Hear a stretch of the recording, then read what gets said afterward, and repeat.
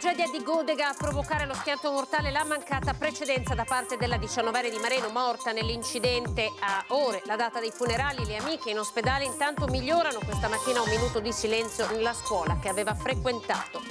Scontro tra un camion della ditta trevigiana Grigolini e un'auto, tragedia lungo la regionale 10 ad est nel Padovano, a perdere la vita una coppia di coniugi nella vettura.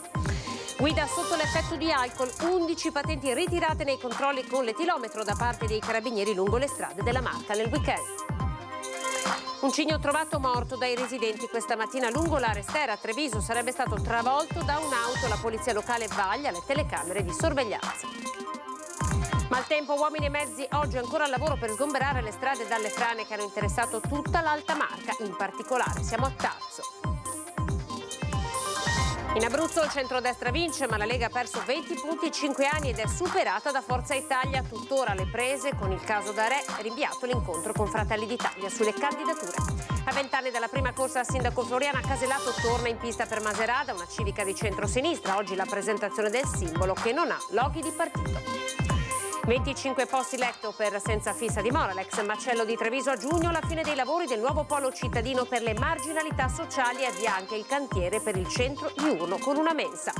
Plebiscito per Franco Giacomin, nuovo presidente della sezione alpini di Treviso. Il suo è un pensiero ai giovani, penne nere a scuola contro il bullismo. E siamo ora con le immagini alla tragedia di Godega di Sant'Urbano. Sabato sera il corpo di Marica Loprese è stato restituito ai familiari. Già domani potrebbe essere fissata la data dei funerali. Intanto le condizioni delle amiche che erano in auto con lei stanno migliorando. Sono ancora in ospedale, noi ci auguriamo che nel più breve tempo possibile possano essere dimesse e tornare alla vita normale. L'incidente mortale di sabato sera che ha strappato alla vita la giovanissima Marica Loprese. Migliorano le condizioni delle due amiche 17 e 18 anni che erano in auto con lei. Sono entrambe ancora ricoverate a Treviso e Conegliano. Per loro, se dovesse essere necessario, l'ULSS disporrà un servizio di supporto psicologico per curare anche le ferite dell'anima. E ringrazio i nostri psicologi ospedalieri che si fanno carico proprio di queste situazioni, quindi siamo a disposizione nel momento in cui ci chiederanno, noi diamo la disponibilità. A 2 giorni dall'incidente, erano le 19 di sabato, le ragazze stavano raggiungendo gli amici ad una festa. Sembra prendere sempre più forma l'ipotesi che all'origine dello schianto vi sia una mancata precedenza da parte di Marica. I rilievi sono dei carabinieri della compagnia di Conegliano. Ad oggi non risulta siano stati disposti ulteriori accertamenti, la dinamica pare chiara, ma non è escluso che in sede civile possano essere presentate delle istanze. Sulla pericolosità di quell'incrocio continua ad insistere il sindaco Paolo Aguzzo, questa mattina in sopralluogo con la sua polizia locale, che dovrà ora relazionare su un possibile rafforzamento della segnaletica nel suo tratto di competenza. Domani sarà invece inviata ad Autovie una lettera con richiesta di confronto dallo stesso primo cittadino. Resta chiusa nel dolore la famiglia di Marica, il corpo è stato restituito alla famiglia, i funerali potranno tenersi già a metà settimana, mancherebbero solo alcune carte per fissare la data. All'Istituto Marco Fanno questa mattina c'è stato un momento di raccoglimento tra studenti e docenti per ricordare la ragazza. Ieri mattina in chiesa il parroco Don Stefano Sitta ha invitato i fedeli a pregare per lei e soprattutto per la sua famiglia straziata dal dolore.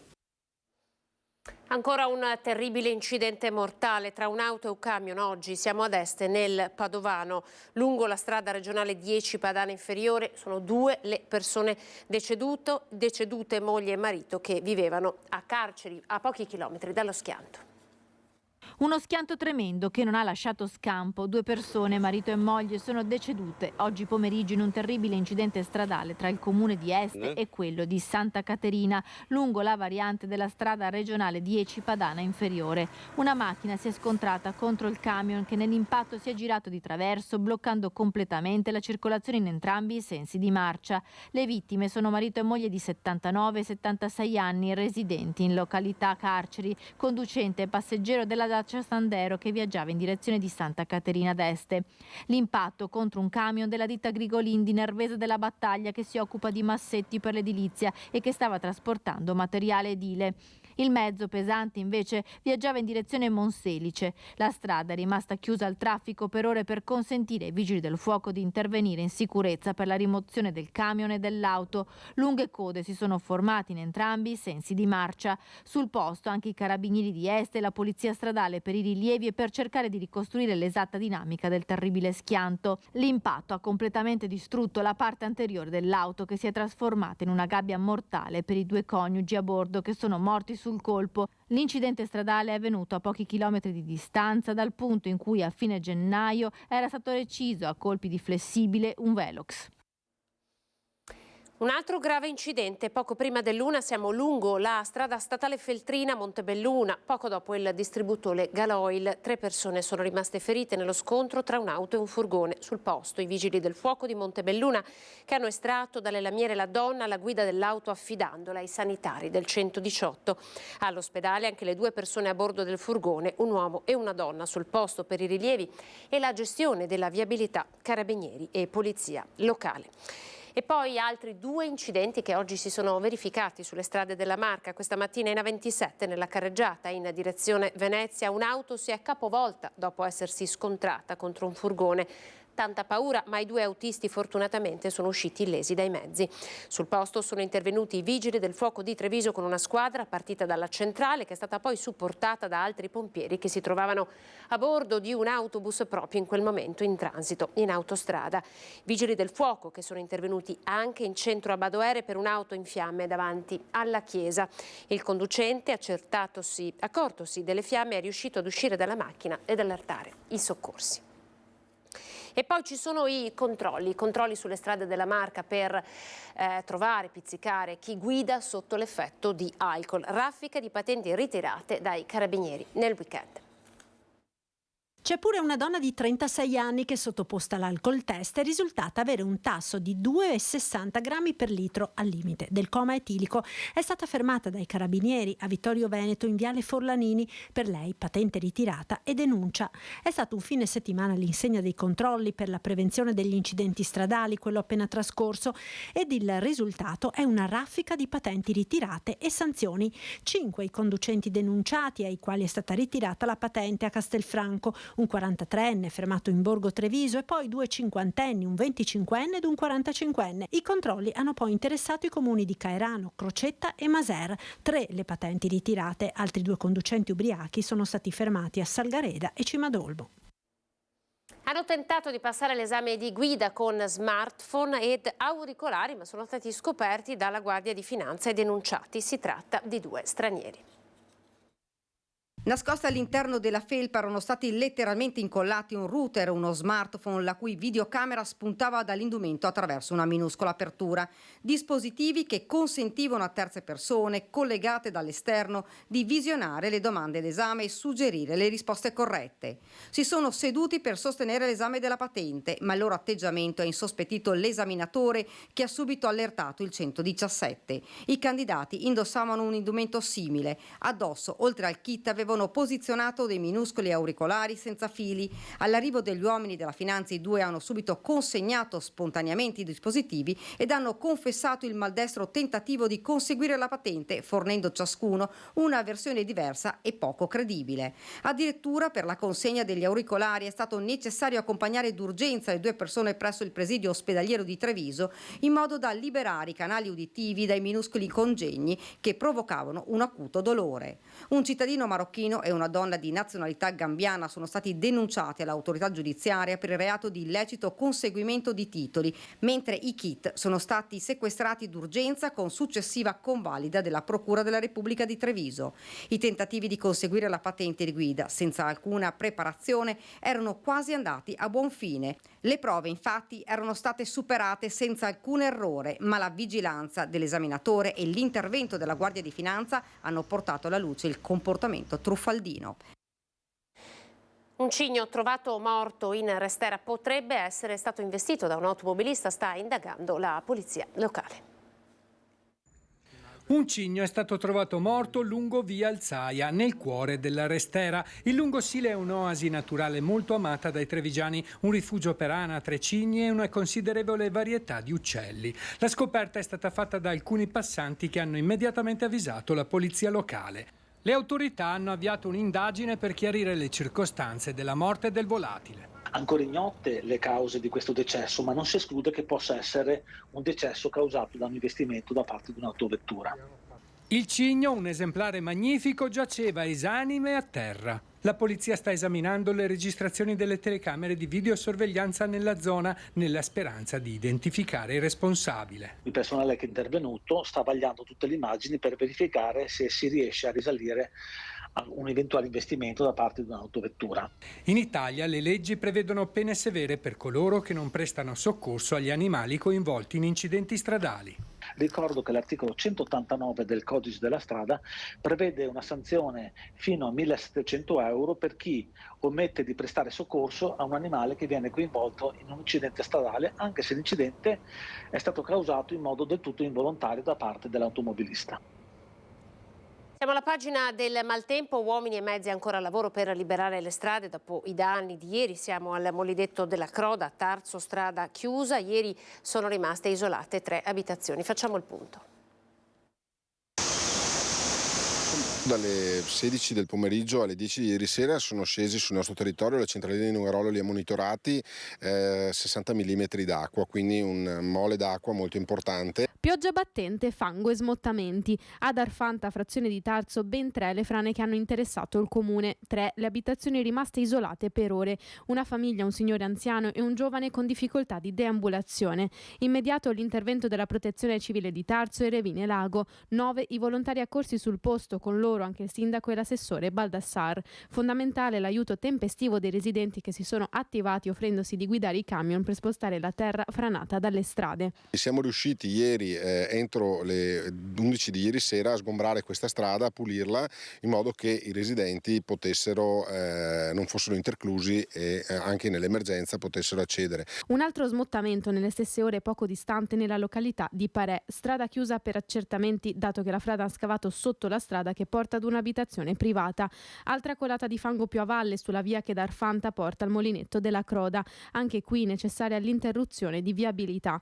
Ancora al lavoro uomini e mezzi per liberare l'accesso. Strada che costeggia al fiume Lierza, corso d'acqua che nelle scorse ore ha alimentato paurosamente la portata della cascata del Molinetto, situazione che aveva interdetto l'accesso al famoso scorcio di Refrontolo. Domani avremo i primi sopralluoghi con un geologo che verrà in luogo per eventualmente trovare anche quelle che possono essere soluzioni. Le nostre colline sono colline dove sotto c'è lo strato di argilla, sopra ci sono circa 80 cm di strato di terra e quindi sono colline estremamente fragili. Fragilità del territorio dimostrata anche in altre zone. Di sole 2 settimane fa la frana Collagù a Farra di Soligo, che con le piogge delle scorse ore è peggiorata. Maltempo che ha interessato il territorio di tutta l'Alta Marca. Tecnici provinciali al lavoro nella notte con i vigili del fuoco a Valdobbiadene, Maser, Vittorio Veneto per alcuni smottamenti. Cascate d'acqua dalle montagne circostanti anche sul passo San Boldo nel comune di Cison di Valmarino. Sono dei sassi che avevamo già usato 2 volte anche a novembre, negli eventi meteo di novembre, che salvano tutti i centri abitati che stanno a valle rispetto al bacino di laminazione, in primis Castelfranco Veneto nel caso del bacino sul Musone dei Sassi. Nei prossimi giorni ci sarà un tempo che sarà sicuramente migliore rispetto al passato, quindi non vedremo più le piogge che abbiamo avuto nei giorni scorsi. E siamo alla politica con il voto in Abruzzo. Il centrodestra vince, ma la Lega non può cantare vittoria. Il Carroccio ha perso 20 punti percentuali in 5 anni. Ostenta tranquillità Luca Zaia, ma in Veneto la vera grana resta il caso di Gian Antonio D'Arè. Io sono abituato ad una cosa, che ogni volta c'è l'analisi del risultato. Siccome le montagne russe le ho viste nel mio partito, ma le ho viste anche negli altri partiti sempre, quindi evito di parlare di montagne russe. Montagne russe del voto non vuole nemmeno salire Luca Zaia, che a margine di un evento all'Albarella guarda l'Abruzzo con fare epicureo. Se il centrodestra vince, la Lega perde. In 5 anni si sono volatilizzati 20 punti percentuali da 27,5 a 7,5. Alle politiche nel 2022 era sopra l'8. Tant'è la giornata di Zaia è iniziata con gli auguri al riconfermato Marsiglio. Gli ho mandato un messaggio stamattina alle 6:30, 7, era sul pezzo, quindi ci siamo messaggiati, gli ho fatto le mie congratulazioni, un bel risultato e direi che questo deve dare anche al governo ancora impulso per per affrontare le riforme. Voto abruzzese che però potrebbe avere un nuovo peso sul gioco delle alleanze, anche in vista dell'election day di giugno. Non è un mistero per nessuno che Lega e Fratelli d'Italia stiano facendo fatica in Veneto a trovare la quadra tra ultimatum e tensioni, senza contare che il Carroccio è alle prese con il caso tutto interno di Gian Antonio D'Arè, bomba che a Treviso è deflagrata, tanto da provocare il rinvio di un incontro fra il segretario leghista Dimitri Coin e il meloniano Claudio Borgia. E poi c'è Forza Italia che stavolta vuole incidere con Flavio Tosi, che ha iniziato a tessere la sua tela attorno allo stesso D'Arè. Lo ha fatto anche in una nostra diretta. Se Toni decidesse di venire con noi ne saremmo solo che felici, perché appunto è un amministratore di lungo corso e di buoni amministratori c'è sempre bisogno. Avanza che non è piaciuta al leghista trevigiano Giuseppe Paolin, che sui social ha lanciato l'hashtag Corriamo soli che male accompagnati. Caustico Gianangelo Boff.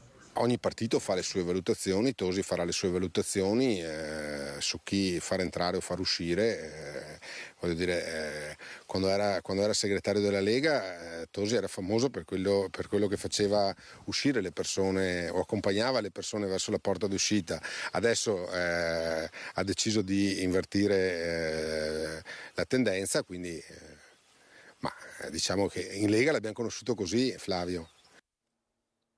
Siamo alla politica ancora con Floriana Casellato che torna in pista, ci riprova e si candida nella sua Maserata sul Piave con una civica di centro-sinistra. È un territorio che conosco bene e soprattutto conosco bene anche i cittadini che mi hanno chiesto di ricandidarmi. Annuncia la sua candidatura a pochi passi dalla sede del municipio che ha guidato per 10 anni, non a caso davanti alla biblioteca. Per Floriana Casellato, 40 anni in politica, Maserata sul Piave deve ripartire dalla comunità. Giovani, aggregazione, cultura, sport, anziani. Penso alle strutture sportive che sono decadenti e fatiscenti. Poi penso a tutto il mondo della terza età degli anziani. Non abbiamo più in proprietà la struttura, la casa per anziani, però io penso che si possano fare delle convenzioni con l'attuale gestione per dare dei servizi anche a domicilio ai nostri anziani. Comunità espressa anche dal nuovo simbolo che Casellato ha presentato questa mattina, Noi con voi, volutamente libero da simboli di partito nonostante la sua lunga militanza prima con il PCI, poi con il PD. Una lista civica, la sua, che Casellato volutamente non accosta agli esperimenti di campo largo che la sinistra sta mettendo in piedi nelle ultime regionali. Dentro la mia lista c'è di tutto. Io non ho chiesto a nessuno per chi hanno votato. Hanno espresso tutti la volontà di condividere i valori che io proponevo. Degli avversari non fa menzione, salvo togliersi qualche sassolino dalla scarpa. La scelta della pista dei levrieri non è un bel messaggio. Risorse del PNRR, dall'Europa, dalla Regione. Avevano soldi a disposizione, secondo me potevano investirli in strutture e in scelte più importanti. C'è una questione sempre di priorità. È giusto asfaltare le strade, fare i marciapiedi, però credo che quello sia un lavoro molto tecnico. Prima penso che si debbano creare spazi, soprattutto per i giovani. La campagna elettorale è ufficialmente iniziata.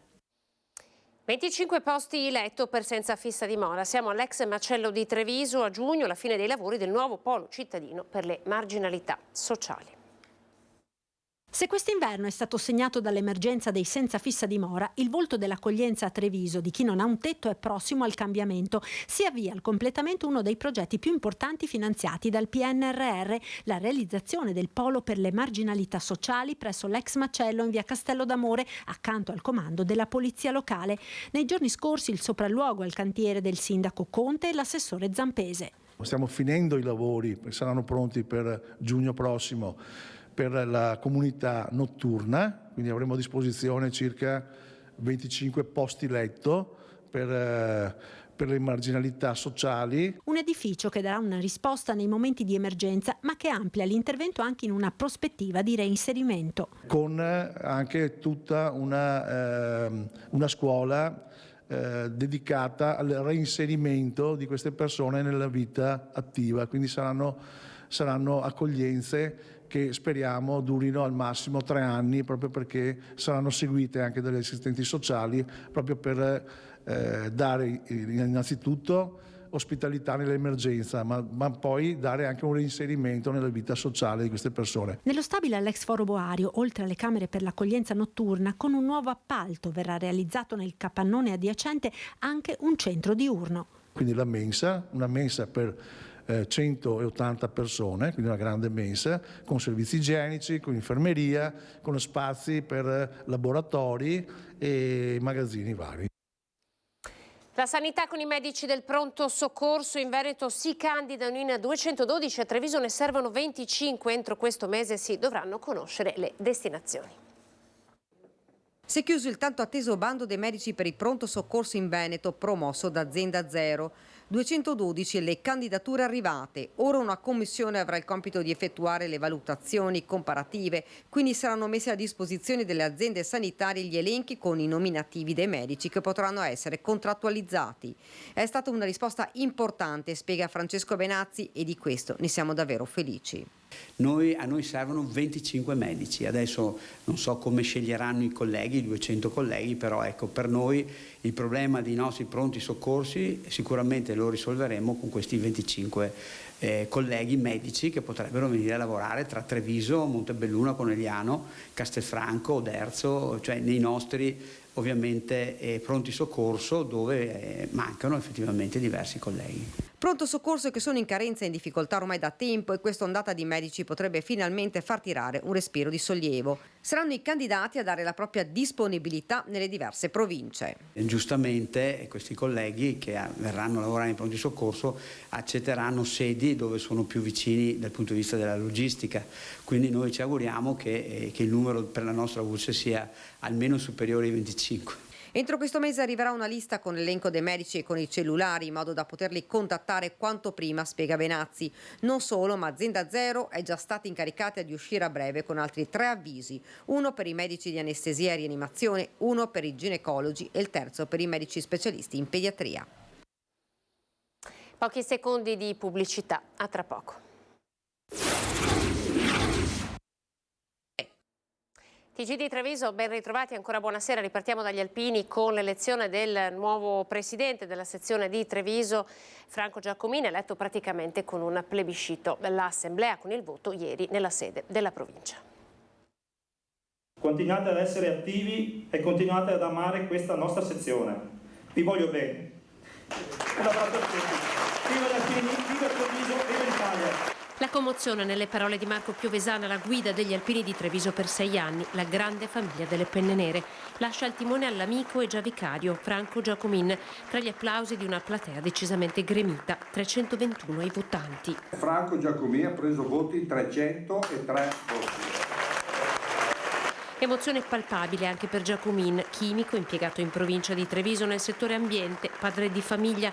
Nel 1979 frequenta la scuola militare di Aosta a Vipiteno, è con il 5° Reggimento Alpini. Il suo debutto in associazione a Treviso nel 1981, dove ricopre diversi incarichi.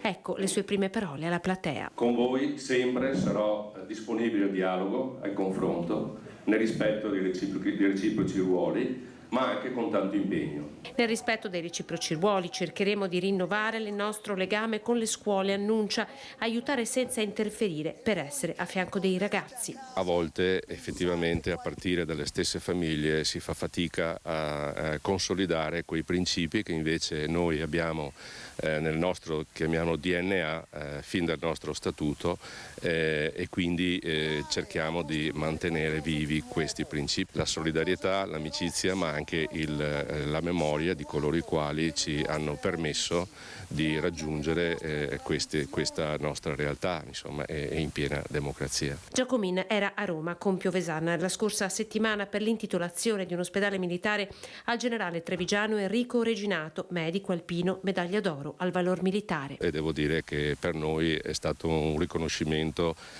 estremamente importante.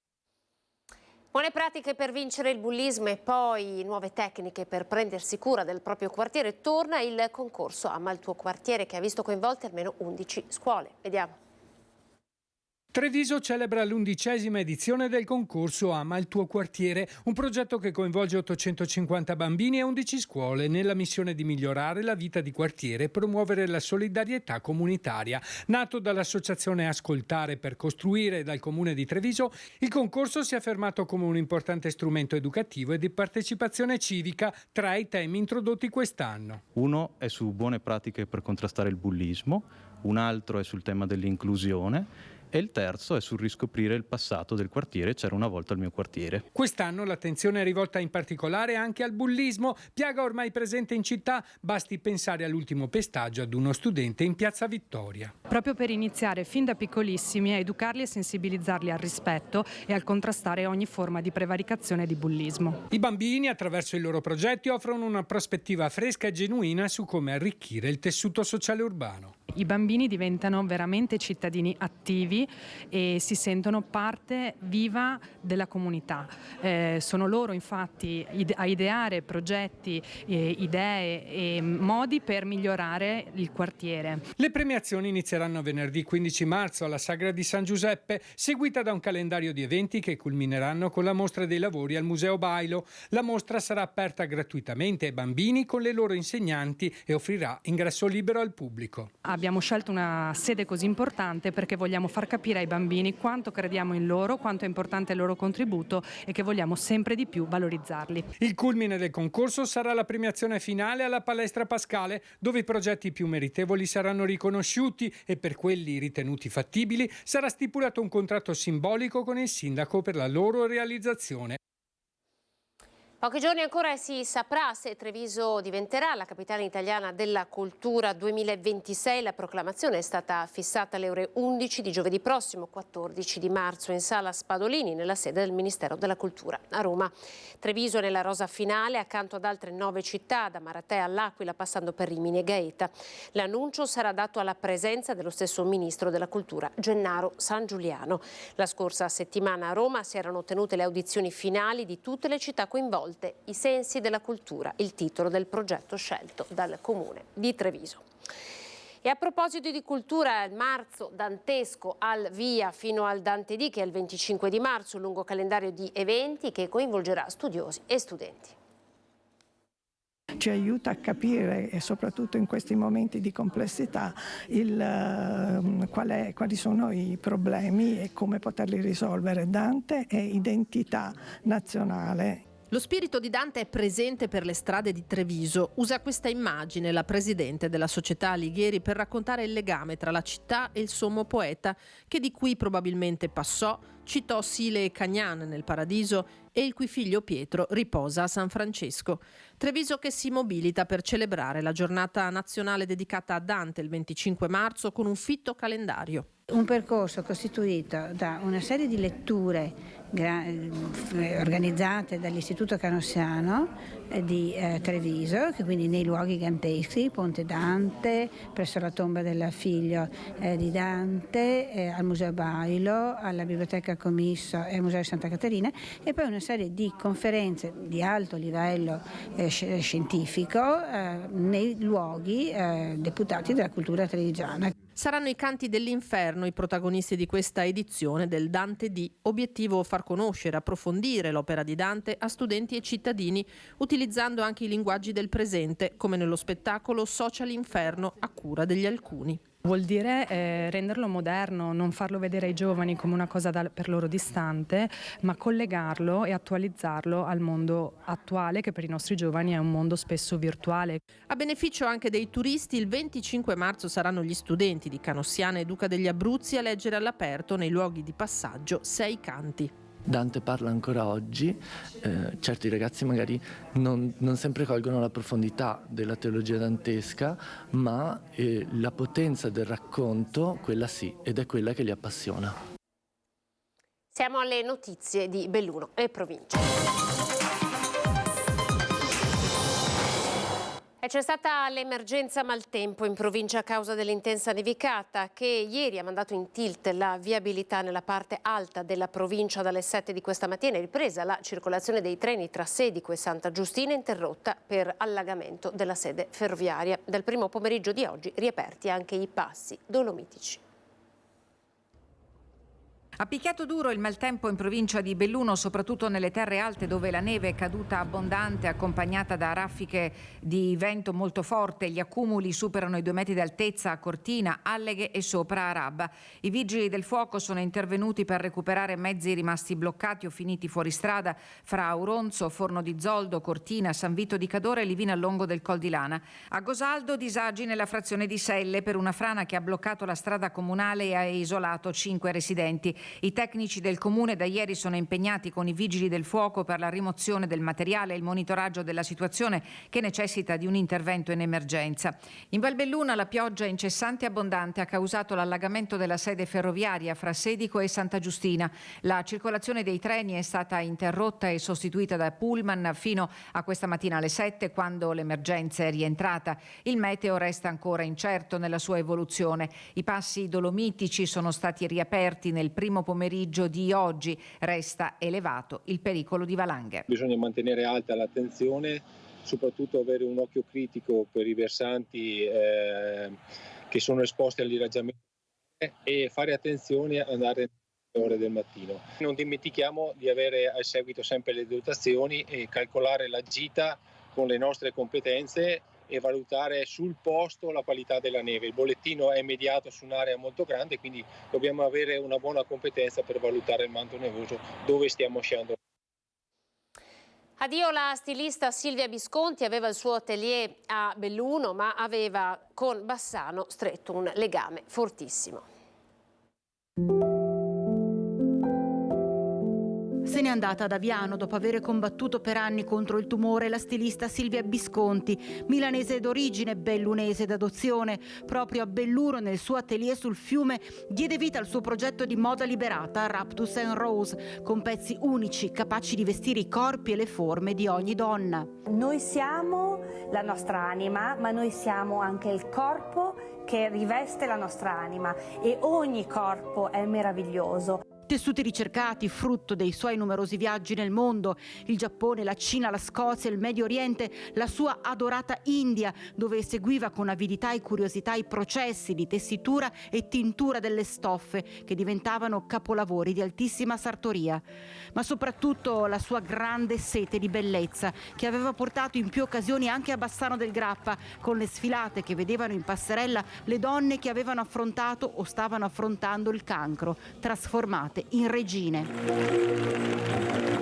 Quel senso di profonda leggerezza, capace di trasformare in un sorriso il dramma di queste guerriere, seguite dall'associazione oncologica San Bassiano Onlus, che aveva creato con Silvia Bisconti un legame strettissimo.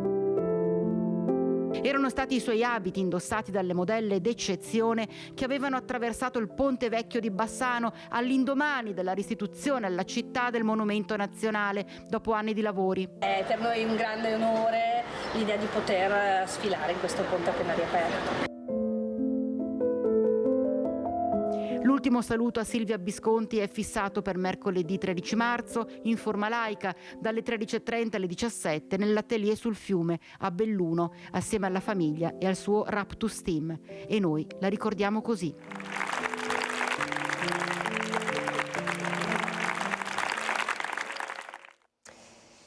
Folla in cattedrale per le esequie di Don Lorenzo Dell'Andrea, il sacerdote giornalista, uno dei grandi padri fondatori del giornalismo cattolico, pastore autentico che seppe guardare oltre il presente, mettendo a rischio le proprie risorse, ha detto il vescovo Marangoni durante l'omelia.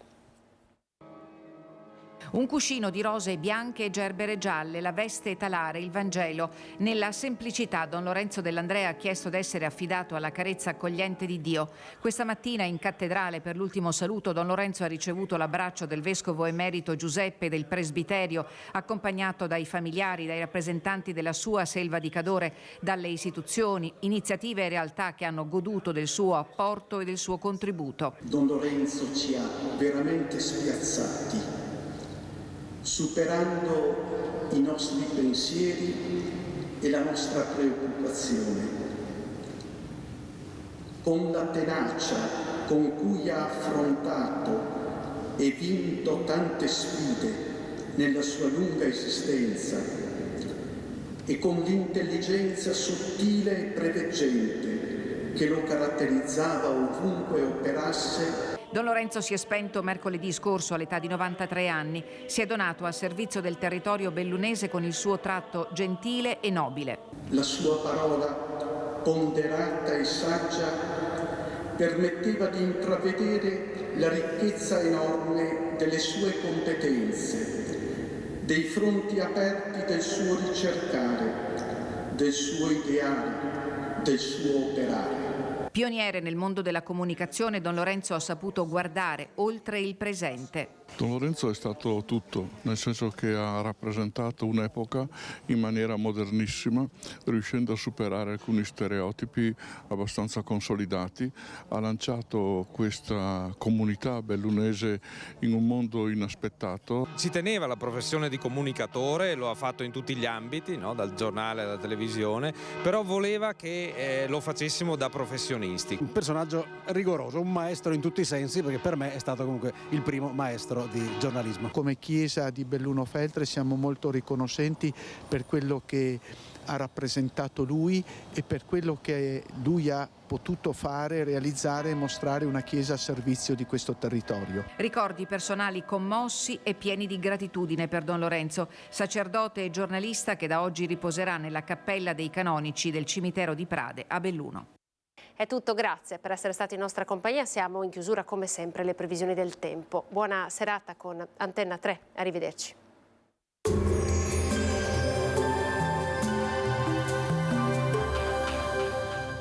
Entra nel mondo Lolato. Da oltre 40 anni un team di professionisti per migliorare la qualità della tua vita. Centro del piede con servizi di podologia, laboratorio per la produzione di plantari e calzature su misura. Bentrovati al meteo. Torna un tempo più tranquillo e stabile grazie all'aumento della pressione atmosferica. Il dettaglio di martedì 12 marzo. Sul Veneto sarà in prevalenza soleggiato con cielo sereno o al massimo poco nuvoloso. Al mattino sarà possibile qualche nube bassa o foschia in pianura. Temperature in contenuto aumento, minime tra 4 e 7 gradi, massime comprese tra 15 e 17 gradi all'incirca. Ci spostiamo ora sul Friuli Venezia Giulia. Anche in questo caso inizialmente avremo frequenti addensamenti, ma a seguire il cielo si farà via via più sereno, poco nuvoloso sui monti. Temperature minime sui 3-8 gradi, massime intorno ai 14-15 gradi. Infine diamo uno sguardo alla situazione del Trentino Alto Adige, dove sarà ampiamente soleggiato. Nel corso della giornata lungo la cresta di confine saranno possibili alcuni rovesci. Temperature minime sui 6 gradi, massime intorno ai 16 gradi. Dal meteo di Antenna 3 per ora è tutto, grazie per l'attenzione. Arrivederci.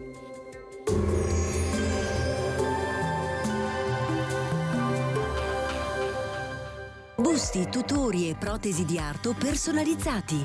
Ortopedia e sanitaria Lolato. A Treviso e Montebelluna. Lolato, soluzioni per star bene.